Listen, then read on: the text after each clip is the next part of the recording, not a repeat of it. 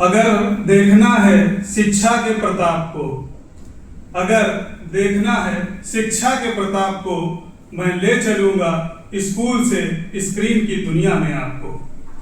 हिंदी के प्रकांड विद्वानों से सुशोभित हमारी निर्णायक मंडली, आदरणीय राजभाषा अधिकारी महोदय, सभी सम्मानित साथीगण, जब शिक्षा की बात आती है तो सबसे पहले जहन में स्कूल की बात आती है, और जब स्कूल की बात आती है तो सबसे पहले स्कूल की कुछ खट्टी मीठी यादें आती हैं। जैसे जब स्कूल जाना होता था तो हम लोग सुबह जल्दी उठते थे, स्नान ध्यान करते थे, उसके बाद भोजन कर कर स्कूल जाते थे, प्रार्थना की लाइन में लगते थे।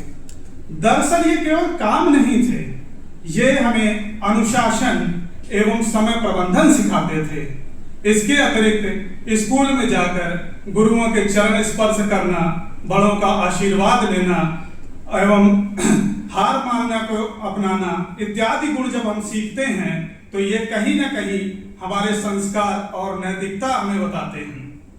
जब उसके आगे भोजन अवकाश के समय जब हम दोस्तों के साथ भोजन करते हैं, उनके साथ फुटबॉल खेलते हैं, उनके साथ विज्ञान के प्रोजेक्ट बनाते हैं, तो कहीं ना कहीं यह सहयोग की भावना को दर्शाते हैं। दोस्तों, ये कहा जाए कि स्कूल केवल पढ़ाई का केंद्र नहीं है, बल्कि स्कूल जीवन की प्रयोगशाला है, जहां पर बच्चों को अनुशासन, समय प्रबंधन, सहयोग की भावना, नैतिकता और संस्कार सिखाए जाते हैं। दोस्तों, स्कूल ही वह जगह है जहां पर गुरु एवं शिष्य का सीधा संवाद होता है। जब हम कोई कार्य अच्छा करते हैं तो गुरु पीठ थपथपाकर हमें शाबाशी देते हैं, और जब हम कोई कार्य गलत करते हैं तो वही गुरु हमारे पीठ पर लठ मारकर हमें दंड दे सही रास्ते पे लाने का प्रयास करते हैं। दरअसल ऐसा आत्मीय रिश्ता और कोई नहीं हो सकता है। मेरा ये मानना है कि स्कूल ही वह जगह है जहां बच्चे का भविष्य लिखा जाता है, जीवन कहा जाता है, या यूं कहें कि जीवन लिखा जाता है। परंतु 2019 में एक वैश्विक महामारी कोरोना आई, जिसके कारण स्कूल बंद हो गए, परंतु शिक्षा नहीं रुकी।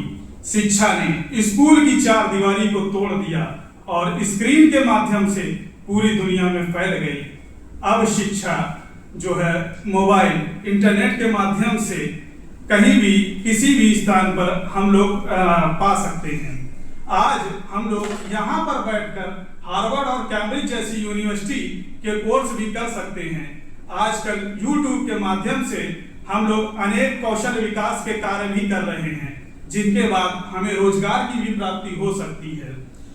अगर ये कहा जाए कि स्क्रीन के कुछ वरदान हैं, तो स्क्रीन के वरदान ये हैं कि स्क्रीन ने शिक्षा की पहुंच हर व्यक्ति तक बना दी, चाहे वह किसी भी वर्ग का हो, अमीर हो, गरीब हो, या दूर दराज गांव का हो या शहर का हो, किसी भी धर्म का हो या जाति का हो।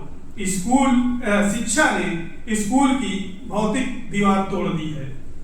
इसके बाद अगर बात करें कि स्क्रीनी शिक्षा ने गति प्रदान की। आज हम एक विषय को कई बार गति को तेज या धीमा कर आराम से देख सकते हैं, अपने अनुसार उसको ढाल सकते हैं। YouTube में इसका एक फीचर भी है जिसमें हम गति को बढ़ाकर वीडियो देख सकते हैं, गति को कम कर देख सकते हैं, और एक वीडियो को कई बार देखकर उसे हम अच्छे से समझ सकते हैं। इसके अलावा शिक्षा अपने पारंपरिक तरीकों से बाहर निकल आई। अब पेन पेपर की जगह पर एनिमेशन, वीडियोज, ऑडियो जैसी चीजें आ गई हैं, जिसने शिक्षा को एक नया आयाम दिया है। परंतु इसके साथ साथ कुछ चुनौतियां भी आई, जैसे हर जगह आजकल इंटरनेट की उपलब्धता नहीं है, मोबाइल की उपलब्धता नहीं है, लैपटॉप की उपलब्धता नहीं है। यह स्क्रीनी शिक्षा की एक बड़ी चुनौती है।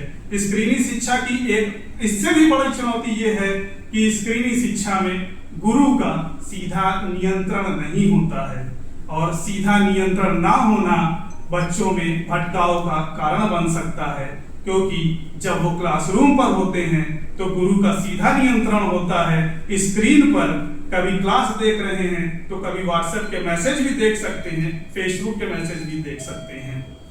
इसके अलावा अगर बात करें कि हमें करना क्या चाहिए, स्क्रीनी शिक्षा या स्कूली शिक्षा क्या हमें अपनाना चाहिए, तो मैं ये कहना चाहूंगा कि जिस प्रकार पक्षी एक पंख से उड़ान नहीं भर सकता है, उसी प्रकार कोई भी विद्यार्थी आज के समय में केवल स्कूल या केवल स्क्रीन से जो है अपनी शिक्षा पूरी नहीं कर सकता है। उसके लिए दोनों जरूरी हैं। नई शिक्षा नीति कहती है कि तकनीकी अपनाओ लेकिन मानवीय मूल्यों को मत छेड़ो। और ये भी एक बात और कहना चाहूंगा कि यद्यपि इस मार्ग पर बाधाएं बहुत हैं, लेकिन डॉक्टर हरिवंश राय बच्चन ने कहा है कि लहरों से डरकर नौका पार नहीं होती, कोशिश करने वालों की कभी हार नहीं होती। हम लोगों को कोशिश करनी है, दोनों मॉडल को अपनाना है और अपनी शिक्षा व्यवस्था को उच्चतम स्तर पर पहुंचाना है। तभी आप भारत का हर नागरिक संस्कारवान, आत्मनिर्भर बन पाएगा। धन्यवाद।